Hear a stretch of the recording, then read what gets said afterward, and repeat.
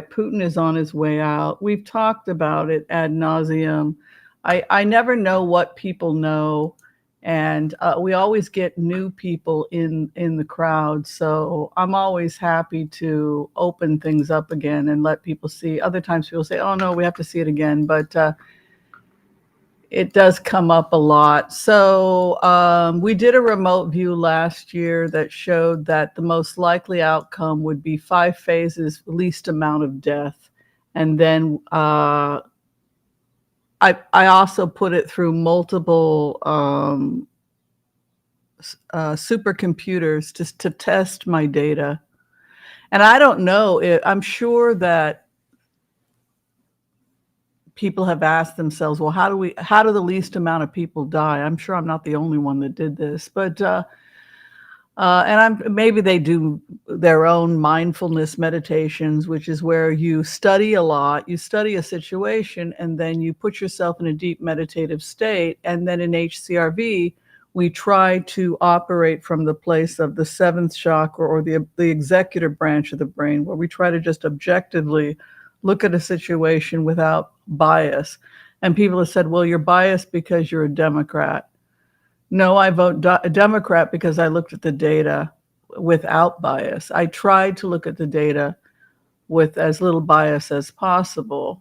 I looked at the data when it came to January 6th. I looked at the data in terms of my belief values, a woman's right to choose, my belief in the importance of the CDC and the World Health Organization, particularly if we're at risk of a pandemic, and the importance of having working public health. So I did look at the data, and based on the data, I chose to go with the Democrats. But if you're asking yourself the question, how do we get to a place of the least amount of deaths, we would, based on all the, look, no one's perfect. I make mistakes, but I do the best I can. And the best I can is that we get to ceasefire, which we've achieved. Some exchange of hostages and release of Palestinian prisoners has already happened. Phase 2 would be the more extensive exchange of hostages, and then Hamas goes to a host country. At that point, Trump says, "Tear it all down. It's just tear it all down. You got to start all over again." Number 4, they go to a host country, and then number 3 is you start a rebuild. We had our proposal. Other people have presented proposals of what that rebuild will look like. Only time will tell which rebuild, or maybe they'll do multiple rebuilds. Only time will tell. Then number 4. Putin would be isolated because he's the greatest existential threat to the world right now. If you ask any supercomputer, Putin is the biggest threat. He's even a bigger threat than Kim Jong-un because he has more nuclear weapons, a closer proximity to Europe. He is the number one. He is arch enemy number one. He is the biggest threat to a global safety. So if you're talking about just data and me as being the best remote viewer I can be, I'm humble. I will own my crap when I get it wrong. But if you're asking me like why I feel it falls in this direction, that is how it fell when I did the remote. And then I checked my work with supercomputers because I don't just go by instinct alone. And then number 5 is Iranian. Iran is much bigger and harder to dismantle. If you're looking at the GDP, you would have to first dismantle Iran's proxies, and you would have to dismantle the countries that are propping up Iranian government's GDP. So you would start taking out Syria, taking out Hezbollah, Hamas, Islamic Jihad. You'd start also tearing down Russia. And so Iran would become increasingly isolated. You would also start assassinating key people in Iranian leadership, which, for example, you might decide to create a fake helicopter crash that takes out a conservative pro-Hamas vice president of Iran who wound up being taken out in a helicopter crash, right? So I'm fairly confident I've got this right, but again, I'm willing to admit that I make mistakes. So in answer to the question, how far are we along? I think we're getting pretty darn far. Now, what is the winning picture right now? What are we looking at? We're looking at a lot of people having to come together if you want to have some kind of a system that's going to be like BRICS. Like BRICS is Brazil, Russia, Iran. If you want to compete with that, China, if you want to have some kind of competition with that, you've got to create something new, and that something new is the Abraham Accords. And if you're going to do the Abraham Accords, you've got to have everybody on the same page.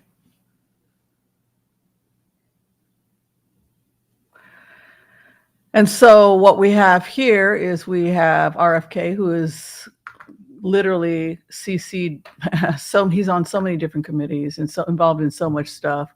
We have Zuckerberg over here. We have Bezos and his girlfriend.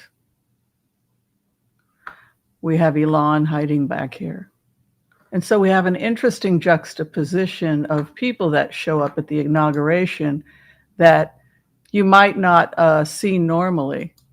And yet here they are coming together. What's also interesting about this juxtaposition is that they all voted for Biden in 2020. And so, it's just, we're looking at things are changing, right? They're kind of, our world is changing up and the dynamics are changing up. And we're looking at a new alliance forming in the Middle East that's going to compete with BRICS. And you want to have your millionaires and your billionaires be a part of that rebuild. Now, we've talked about the Abraham Accords, and we've talked about Kushner's involvement with the Abraham Accords, and we've talked about the fact that it would involve Egypt, Bahrain, United Arab Emirates, and also Saudi Arabia, now Sudan, Qatar, and many other countries. And if multi-billionaires and trillionaires are behind that rebuild, if you've got everybody behind it, then would that be enough for them to back a Trump presidency if they felt that Trump was a part of it? And I would argue yes.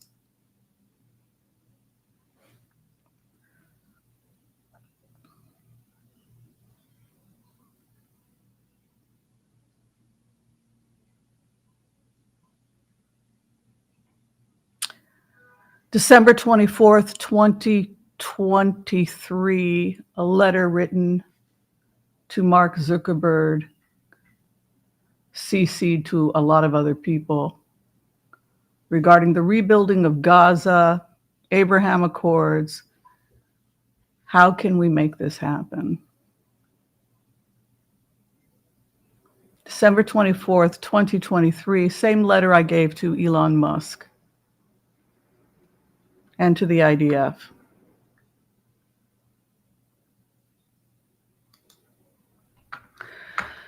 So things are changing, dynamics are changing, and maybe people that don't even like each other are learning that maybe they kind of have to get along. I don't know.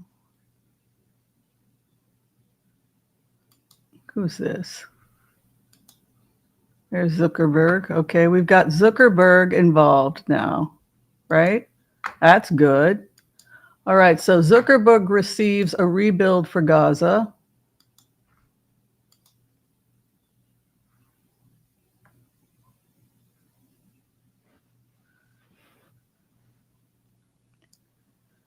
One of these things just doesn't belong here. Can you guess which one? Da, da, da, da, da. Did things just look a little weird to you? Are you all having a good chuckle?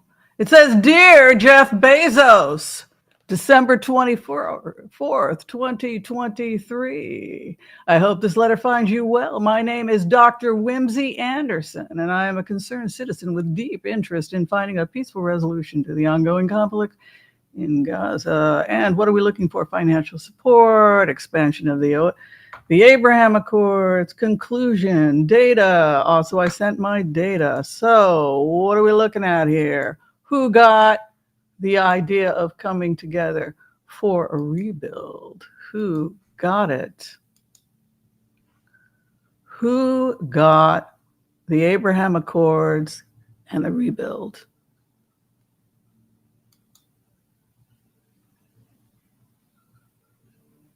Everyone you're looking at. All of them. Even the little freak from Florida.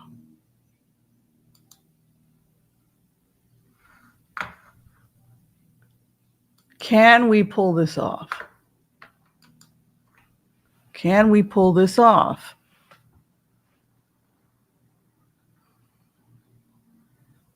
Can we put politics aside and build something that's going to create lasting peace and the foundation for lasting peace in the Middle East?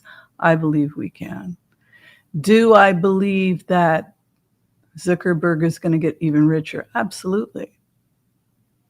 Bezos, 100%. Elon, sure, he's putting boring tunnel in.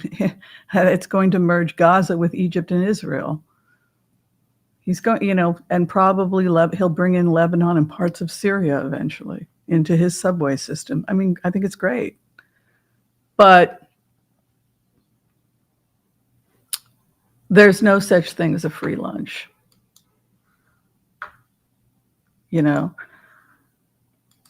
There's no such thing as a free lunch.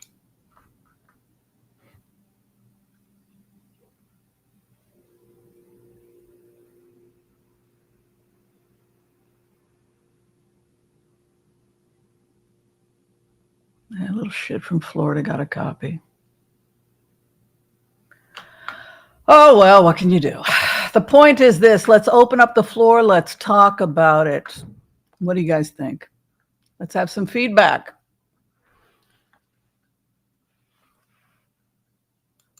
Are you weeping? Are you wailing? Are you gnashing your teeth? Are you thinking, I think Whimsy might be onto something. I think this might have something to do with the Abraham Accords. What do you think?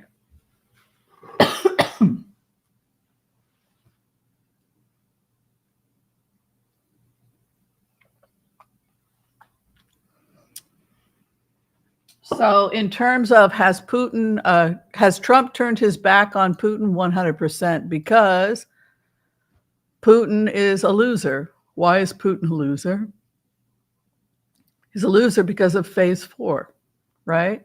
So phase 4 says that Putin is the biggest threat to global security. So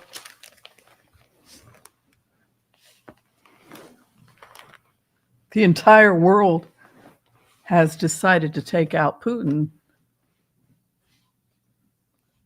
Then it would be, I don't know how Trump would be able to pull something like that off. I don't know how he would be able to, sorry about it. I don't know what's setting me off today. I apologize. I had no cough. And then I sat down and wound up with a huge cough. So I apologize for the cough. I'm actually really optimistic. I know that a lot of people are not optimistic, but I think they're going to do this. I think they're going to do it. And I think these are exciting times. I do. It won't be what it was. But the thing we also have to realize is that it won't be what you couldn't do a rebuild until if as long as Iran is there. So when people say war is inevitable, if you're running multiple computers, like I ran multiple computers after I did this, and then you do a rebuild like the rebuild I did, which is the one that Elon was really excited about because it was like the Marshall Plan. He was the main person that pushed the Oasis rebuild, and then everybody else got on board because Elon was backing it. And then when Elon said that he was going to go with Trump, they went on board even though they had voted for Biden because Elon felt like they could do a lot more unhindered. And so because of Kushner and the Abraham Accords, that is why they went over and they took their business to Trump. And that's basically what happened. Okay, so you guys want to talk about it? Are you guys pissed off? Are you annoyed? Are you annoyed that it went down? Look, I don't know if even they're going to do the Oasis one. They might throw the Oasis one in the trash and say we're going to do something entirely different. But given how this is panning out and how everything is coming into place, it's looking damn weird from where I sit.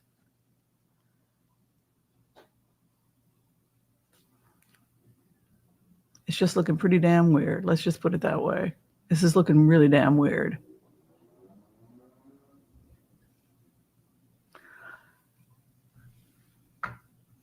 It's weird. This whole thing is weird. Which is why I think I'm onto something. I think that they came together under this administration because of various different projects that they wanted to do. One of those being the rebuild of Gaza. It's not the only thing that they wanted to do. The reason they wanted it was because the Abraham Accords is a huge opportunity for trade. And it's a massive trade deal is what it is.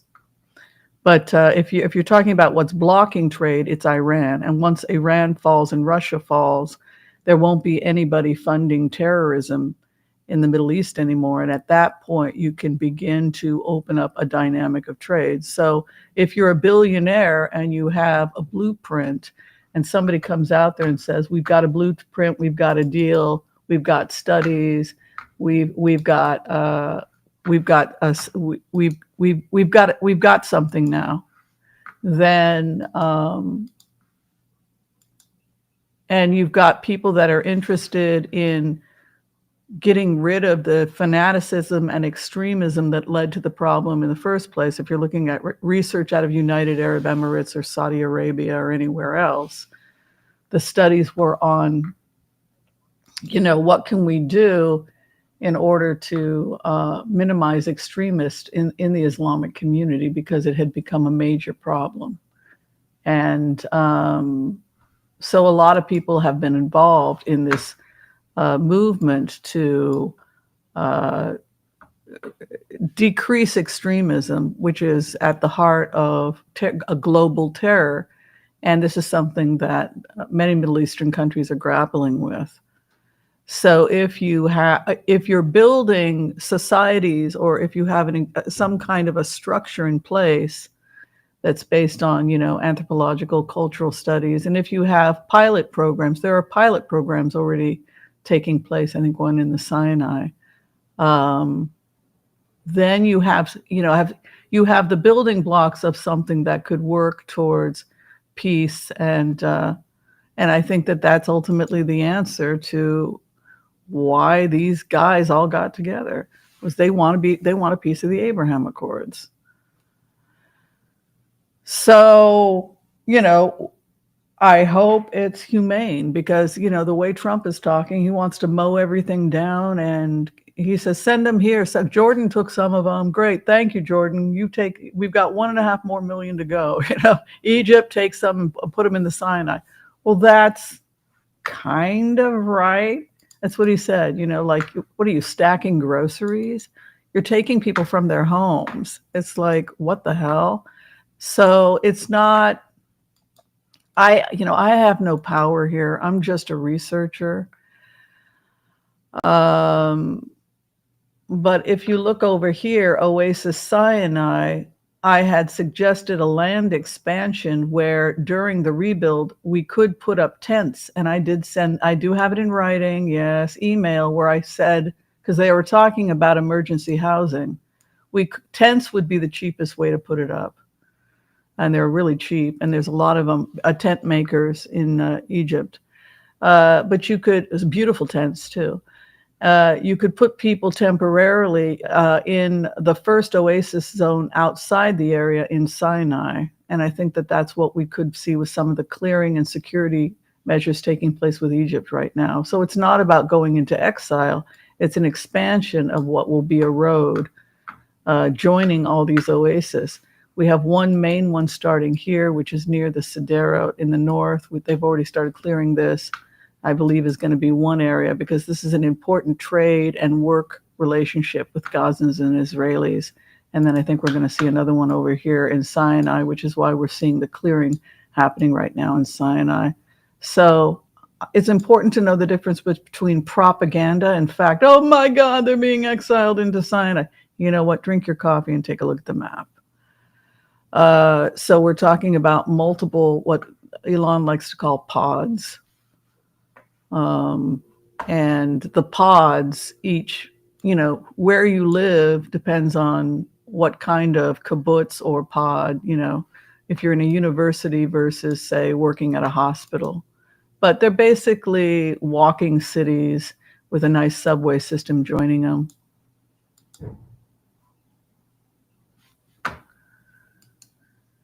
So I think, if that's true, then I'm glad that Elon Musk was able to pull other people into this project. And I believe, based on what I have seen, unless I've really lost my mind, which is entirely possible, and I'm just living in some kind of fantasy world, but I believe these things are related. I believe these things are connected.